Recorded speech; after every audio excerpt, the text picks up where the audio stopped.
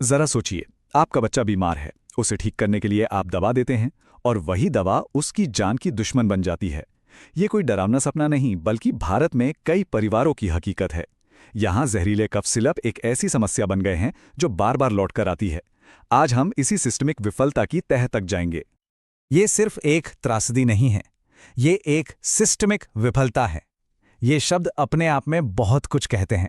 और ये हाल ही में मध्य प्रदेश और राजस्थान में कम से कम 12 बच्चों की मौत के बाद की असली भावना को दिखाते हैं। देखिए, ये कोई एक हादसा नहीं था। ये एक ऐसे सिस्टम का लक्षण है जो बार बार अपने सबसे कमजोर लोगों को बचाने में नाकामयाब हो रहा है। कहानी की शुरुआत होती है बच्चों की आम बीमारियों से। थोड़ा सर्दी जुकाम, थोड़ी खांसी। माता पिता ने वही किया जो कोई भी करता, बच्चों को ठीक करने के लिए कफ सिरप दिया। लेकिन इसके बाद जो हुआ वो बेहद भयानक था। बच्चों की हालत अचानक बिगड़ने लगी, उनके गुर्दे जवाब देने लगे और डॉक्टर्स भी समझ नहीं पा रहे थे कि आखिर हो क्या रहा है। जब डॉक्टरों ने इन दुखद मामलों की कड़ियों को जोड़ा तो एक बात साफ नजर आई, कफ सिरप। जांचकर्ताओं का शक तुरंत दो जाने पहचाने विलन पर गया, ऐसे जहरीले केमिकल जिन्हें किसी भी दवा के आसपास भी नहीं होना चाहिए था। तो ये रसायन हैं क्या? इनके नाम हैं डाई एथिलीन ग्लाइकॉल यानी DEG और एथिलीन ग्लाइकॉल यानी EG। ये वो चीज़ें हैं जो आपको एंटी फ्रीज, पेंट या ब्रेक फ्लूइड में मिलेंगी। मतलब साफ है, दवा में इनका कोई काम नहीं। फिर भी ये कफ सिरप में पाए गए। क्यों? क्योंकि मुनाफे के लिए एक सुरक्षित चीज़ की जगह इस सस्ते और जानलेवा जहर का इस्तेमाल किया गया था। समस्या की जड़ को यहीं समझिए।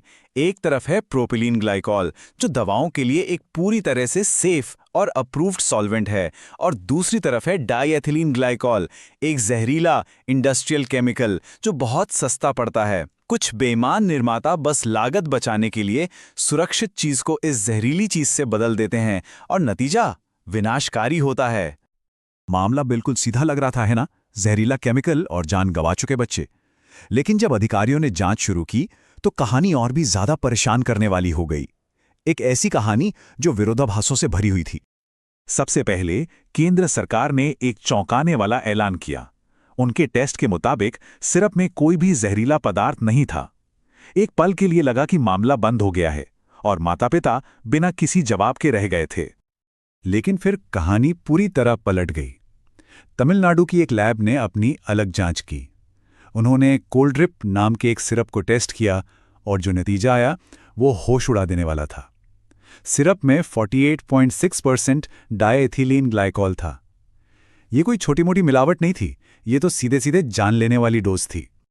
तो अब देखिए, एक तरफ केंद्र सरकार कह रही है कोई जहर नहीं, और दूसरी तरफ राज्य की लैब कह रही है कि सिरप घातक रूप से जहरीला है।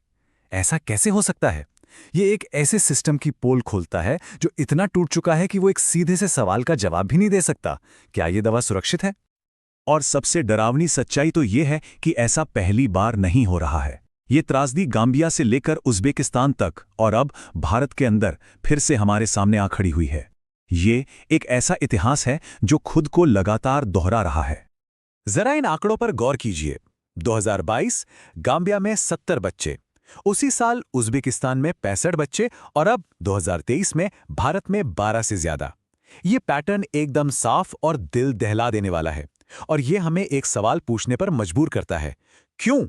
इन त्रासदियों को बार बार क्यों होने दिया जा रहा है? इसका जवाब हमारे दवा रेगुलेटरी सिस्टम की गहरी खामियों में छिपा है। हम बात कर रहे हैं 1940s के एक कानून की जो आज के बाजार के लिए बिल्कुल नाकाफी है। जिम्मेदारी केंद्र और राज्यों के बीच बंटी हुई है, जिसका मतलब है कि कोई भी पूरी तरह से जिम्मेदार नहीं है। और जब कंपनियां पकड़ी भी जाती हैं तो उन्हें अक्सर मामूली सजा मिलती है, जिससे उन्हें दोबारा ऐसा करने से कोई डर ही नहीं लगता। और इसका नतीजा है सजा से बचने का एक चक्र। पिछली त्रासदियों में शामिल कंपनियां ज्यादातर जवाबदेही से बच निकली हैं। वे बस कुछ समय के लिए बंद होती हैं और फिर से अपना बिजनेस शुरू कर देती हैं। संदेश साफ है, बच्चों की जान से ज्यादा जरूरी मुनाफा है। तो सवाल उठता है कि इस टूटे हुए सिस्टम में लोग खुद को, अपने बच्चों को कैसे बचाएं? इसी जवाब की तलाश में स्वास्थ्य अधिकारियों ने कुछ बहुत सख्त चेतावनियां जारी की हैं। स्वास्थ्य सेवा महानिदेशालय की ये सलाह बिल्कुल साफ है और हर माता पिता को इसे ध्यान से सुनना चाहिए। 2 साल से कम उम्र के बच्चों को कफ सिरप कभी ना दें। 5 साल से कम उम्र के बच्चों के लिए इनकी बिल्कुल भी सिफारिश नहीं की जाती है। ये एक बहुत बड़ा बदलाव है जो हमें बताता है कि इन दवाओं से जुड़े जोखिम कितने गंभीर हैं। जब कोई अपने बच्चे को दवा देता है तो वो भरोसा करता है, लेकिन ये बार बार होने वाली घटनाएं उस भरोसे को तोड़ देती हैं। वे दवा को एक जुए में बदल देती हैं, खासकर हमारे सबसे कमजोर लोगों के लिए। ये दवा के सबसे बुनियादी वादे का उल्लंघन है, ठीक करना, न कि नुकसान पहुंचाना। तो आखिर में हम इसी एक परेशान करने वाले सवाल पर आकर रुक जाते हैं। जब त्रासदियां बार बार होती हैं तो किसे जवाबदेही ठहराया जाता है?